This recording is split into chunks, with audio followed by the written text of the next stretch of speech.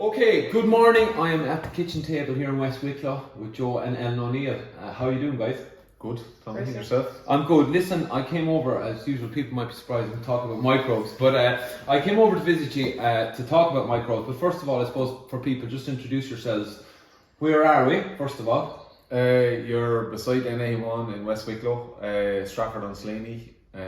This is Whitestown, the home of sand in West Wicklow, and a few other unsavoury items. We're here, my family farm. My mum and dad bought this farm in 1978. My uncle farms next door. We're running it all together now. It's a one block. Ellen is from? I'm from Tala in Dublin, obviously married into the dairy farm. We have 4 kids from 6 to 13, and about 4 years ago I came on board as chief calf rearer. Okay, so you are responsible for the calves. We're going to talk about calf health. I'll ask you the question, Ellen. Calf health, for somebody who comes from the city, right? It is, it is one of the challenging areas on farm. You've sort of taken over that. What's that experience been like to come from maybe no experience with calves to being the calf health manager on the farm? I suppose my only experience was raising children and breastfeeding myself, so I took a lot of my experience and brought it down to the calf shed, and then researching it online, and then learning from Joe. I'm the apprentice, he's the teacher. Okay, but I think the apprentice is surpassing the teacher now. Definitely. Well, this spring Ellen just took over, because we're trying to bounce between the two, and things only been half done. I suppose maybe that's the wrong way of doing it, but sort of chasing your tail the whole time. So Ellen took over full time, and I just brought the milk to the shed and brought the straw to the shed and walked away and helped when I was needed. So it. We found it better to have a designated person. Easier, I'm Travis. We've been sitting here and chatting and eating buns for a while, so I've got that. You work very well as a unit together.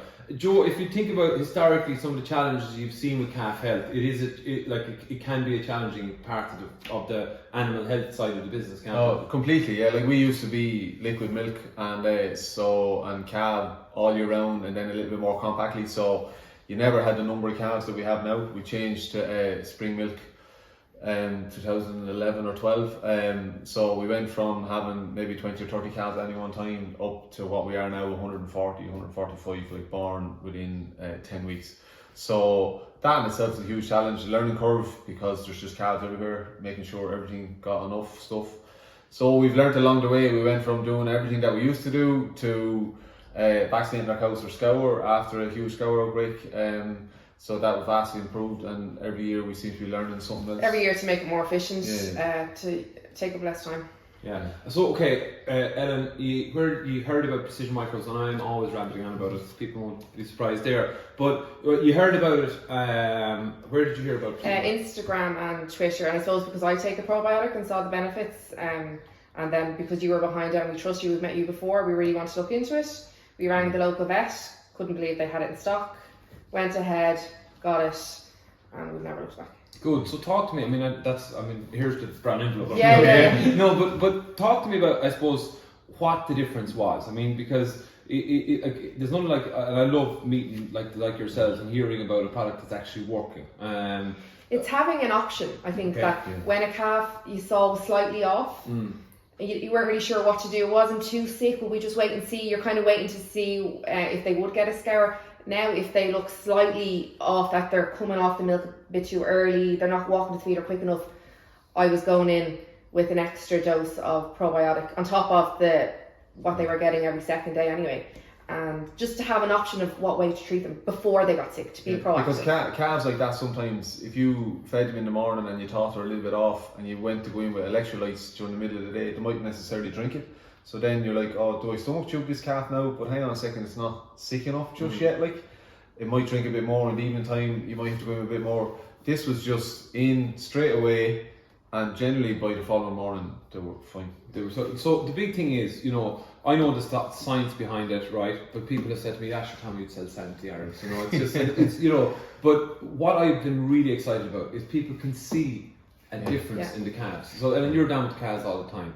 You can see that difference in I suppose, recovery from the diarrhea. But when they're on it long term, health-wise, you can see appetite and stuff. What were you seeing? Well, first of all, hardly any were getting sick in the first place. The minute we saw them slightly off, they were getting it, and we were just in previous years, those weeks of or days of sickness that we'd get in calves, we just weren't getting. I think we've only had 2 that got quite a bad scour, and we just kept giving them daily doses, no antibiotic, and they were fine. That's unheard of on our farm. Okay. Because one of the things that with the microbes is that it's you went full throttle, full belief, disciples. You gave the 30 mils a day, so like that's what it's designed for. I mean, a lot of people use it just for scour recovery. You still do get scour, obviously, but it's the bounce back, isn't it, when you top them up? In the past, if a calf got a scour and it recovered, you could nearly pick that calf out a month later, or 6 weeks later, or 6 months later with its group of herd mates. Now there's absolutely no difference whatsoever. You know, they had no check in growth, no moping around for a week, no another week trying to get better. You know, okay drinking, but just behind, like they literally stopped growing for it, whatever. Now there's just, you know, there's no check in growth rate. There's no, you know, they're just driving along. The labour saving cost, there was just. You it was the easiest not having calves sick. You have so much time. You've so much more time to do bedding, to just in general look after them. Yeah, that's something people have said to me. And of course, as well, as much as credit as I love Precision Microbes for taking for all that, you've been constantly improving year on year. You've been, you've been trying. It's about progress, not perfection. Often with farming, isn't it? Yeah, we've always struggled with that, and I think it happens in a lot of cases that you hit that pinch point in calving. We were talking about earlier on, where you've got like 80% of your cows are calved. Some people would still have 100% of them calves on farm. We would have a good 70% of them calves all on farm. They're all on milk. You're chasing grass. The weather might be against you. You're dealing with other young stock, and then just labour, and time. And a scour outbreak then, just purely down to time. Like it might necessarily be a bad one, but just can explode. It takes the wind out of your sails for a few weeks, and then all of a sudden you're under pressure completely. Whereas we managed that because they were getting it every day or every second day, depending on what age they were, and to just, you know, when we hit that bump on the road, then we didn't have to slow down. We just, you know, coasted on. Second last question, right? So everyone's talked about antibiotic reduction, and we produce trials that say it works in reducing antibiotics by certain percentages. But I love hearing practically that you're on farm, practically this season, you've seen a massive reduction in, haven't you, in your antibiotic usage? We zero. Yeah, which is like every other year, a calf would get sick. Maybe it would take a few days, and then it would actually really get sick. We'd go in with electrolytes, and then the next stage would be antibiotic, and we just never got to that stage. Get pneumonia, then antibiotic just to follow up because it generally got secondary infection of pneumonia, etc. But zero, not one. And to be honest, antibiotics are a cost. Obviously, we want it to be profitable, so it's in our interest not to be using, but also for the future health of that calf coming into the herd. We don't want to be giving antibiotics, so they're necessary when they're needed, but we're trying to minimize them. Oh, completely. Guys, tips for people. I've been sat here nearly for probably longer than you expected. An hour chatting before this. You've been on a long road to get to here. What's the next phase for you? What are the lessons, the hard lessons you've learned along the way? We just have to make the decision next spring whether we're going to start feeding it from day one or trusting the quality of our colostrum for the first 10 days, which is what we've done this year, and I think it worked well enough. So, but maybe on the dairy heifers next year we use sex semen, so we'll have less of them. We might just go in day one to give them the extra insurance, and then after the transition milk with the others. This year we were really, maybe it's because we didn't have sick calves, we were really on top of bedding, keeping on top of that kind of thing. Calves were being moved out of pens very quickly. We were cleaning out sheds, power washing, liming, very regular, that we maybe wouldn't have done before as well. We're just getting more efficient. Yeah, so it's just fine tuning it now. We seem to, it's like vaccinating the cows for scour. This is another tool in the armoury that will. And that's an important message that I always say, as much as I'm harping on about Precision Microbes, is a tool in the toolbox when used correctly that can make a difference. Yeah, make a massive difference. Yeah. Excellent. And I mean, you lose a couple of calves, it wouldn't be long about covering the cost of. Absolutely, and it is the future performance as well. All the data is there on lifetime performance, but.